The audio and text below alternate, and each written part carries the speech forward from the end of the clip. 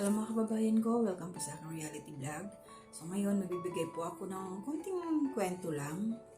Ito'y patungkol dito sa last upload ni Daddy Frankie. Napanood ko kasi naengganyo ako dito na bigyan ng aking sariling opinion, aking sariling reaction. Kasi ito'y sila tatay, dating OFW ng mahigit 16 years, mag-asawa po sila, pero walang anak. So, yung mga kinita nila abroad sa taong yun ay isinuporta po nila sa kanilang mga kamag-anak, pamangkin, may mga pinaaral sila. So ngayon, matatanda na nakita doon sa video ni Daddy Frankie yung tirahan nila, walang ayos, tapos wala nang nagsusupport sa kanila na kamag-anak, yung mga pinaaral nila nung time na malalakas pa sila. Sabi nga ni Tatay Salvador na yung kinikita daw nila noon, kinikita niya, bigay lahat sa mga pamangkin niya para makatapos sa pag-aaral kasi yung mindset niya is darating yung panahon dahil nga wala silang anak, hindi sila nagkaanak ng misis niya. Akala niya na pag sila tumanda na merong mag-aalaga sa kanila kasi nga hindi sila nagkaanak, hindi sila biniyayaan ng anak. Kahit isa talaga wala kasi si tatay daw ang may problema sa kanyang kalusugan kaya hindi nagbuntis si nanay. Ayun, ngayon naghihirap sila guys, tumutulong sa kanila yung barangay captain doon sa lugar nila, tapos yung mga konsihal. Tapos itong may isang barangay counselor na nag-message kay Daddy Frankie. So ayun, si Daddy Frankie pumunta naman, di siya sa Pangasinan. Ayun, pumunta siya doon, binisita. So guys, kawawa yung lola. Kasi yung nakahiga na lang siya sa baba, sa lapag, nakasapin ng karton. Pero yung ilalim, pinasilip naman may plywood. So si tatay kasi asthmatic. Inuubo na rin siya, hirap din siyang kumilos. Walang nag-aasikaso yung mga labahan nila, nakakalat. So yun, dumating nga sila Daddy Frankie. Mga ibibilhan yun sila ng papag. So ito, sa mga katulad kong OFW, lalong-lalo na yung mga walang mga anak na mag-asawa. Siguro, mag-ipon din kayo para sa sarili ninyo ngayon. Kasi maging silbing aral doon sa mga nandito ngayon sa abroad na walang anak, na hindi nagkaanak. Mag-ipon kayo guys para pagdating ng pagtanda nyo na, at least meron kayong mabubunot, mag-save talaga. Kung meron kayong maganda yung may SSS kayo kasi meron kayong makukuha monthly, di ba? Tutuloy-tuloy yun. Pero sa akin, sa side ko, meron naman akong mga anak.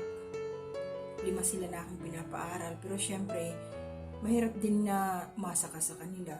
So, makatapos lang sila sa pag-aaral, ako naman yung mag-iipon, basta malakas pa, para naman sa sarili ko, sa aming mag-asawa. Kasi pag may pamilya na yung mga anak natin, hindi natin masabi. Siyempre, iba, minsan nahihirapan. So, magpasalamat tayo kung magtutulong sila. Kusang loob na nila yun, diba? So, kawawa to sila tatay, in-expect talaga nila na may mag-aalaga sa kanila kahit pamangkin lang.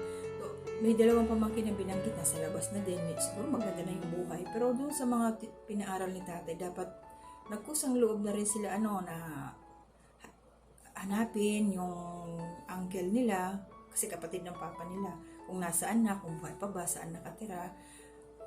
Initiative nilang nila para yung parang payback ba, hindi naman payback, pero nanawagan na si tatay. Sana nga ma-reach out sila, matulungan, kasi kawawa or ampunin dali na lang kung saan yung bahay nila para doon na lang sila malagaan. Kasi 2 matanda, yung hirap rin talaga kumilos. So ayun, although ako rin, na inanay ko matanda na, gusto ko rin naman siyang maalagaan, pero hindi pa ako makakilos ngayon kasi may sinusuportahan akong mga anak. Pag ako naman huminto sa trabaho, wala rin yung mga anak ko. Hindi rin sila makatapos sa pag-aaral. Kaya andalangin ko na lang na Lord, sana pahabain niyo pa yung buhay ng nanay ko. Huwag niyo siyang bibigyan ng hindi siya magkasakit habang ako'y malayo kasi hindi ko rin talaga siya maalagaan. Gusto kong alagaan yung nanay ko pag nandoon ako sa Pilipinas. Ngayon, yun lang tanging dinadalangin ko na malakas lang si nanay, 76 na siya, hindi siya magkasakit. Kasi ang hirap yung kapatid ko nandoon naman, malapit lang siya.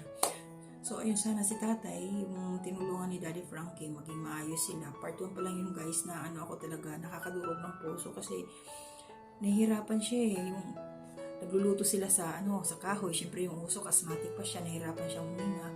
Tapos yung misis niya hindi niya mapaliguan kasi nahihirapan na, humihingal siya. Dapat yung mga kamag-anak ba ng mga tinulungan, huwag silang makalimot na noong sila may tumulong sa kanila, dapat isipin din nila, kumusta na kaya si ganito, si ganon, di ba? Dapat alamin din Pero yung mga walang anak dyan, huwag ubos-ubos biyaya, magtira kayo para sa sarili niyo, lalo kung wala kayong mga anak. So, ganun lang. Tayong mga OFW guys, no work, no pay tayo pag nasa Pinas na. Naranasan ko yan. Ang hirap talaga na wala kang trabaho doon. Makatrabaho ka, mangkaliit-liit naman ng sweldo, kulang pa para sa sarili mo lang, kulang pa, lalo kung may anak ka na. So, ipon-ipon tayo guys, lalong-lalo na kayo dyan na walang sariling anak, walang hindi nagkaanak. At kung meron man kayong mga anak, huwag niyong pabayaan. Kasi darating yung araw, pag tayo matatanda na, siguro naman kahit isa lang, meron mag-aasikaso sa inyo. Diba? Basta ganun na lang ang buhay natin. Iikot-ikot kasi tayo wala tayong magawa. Talagang papunta tayo sa pagtanda. Ganun. Sana maging maayos sila tatay doon yung dalawang senior citizen natin. So, hindi ko rin alam kung meron silang benefits na nakukuha sa gobyerno.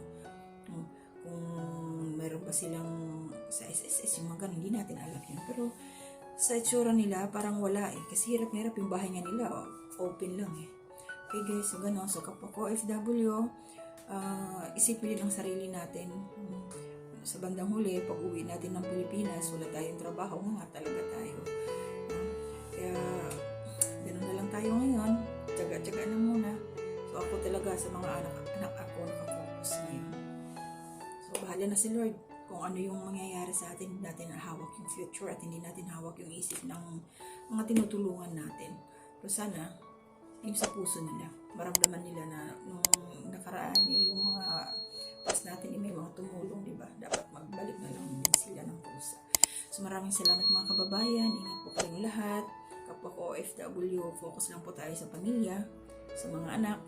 Kung halimbawa po, syempre may mga pinagdadaanan tayo sa buhay, yung halimbawa mga nagpaparafitol po dyan, yung mga pamilya na nasisira, sana kung may maayos pa ayusin ninyo. Huwag na tayong dadagdag pa ng problema. Salamat po. Bye-bye.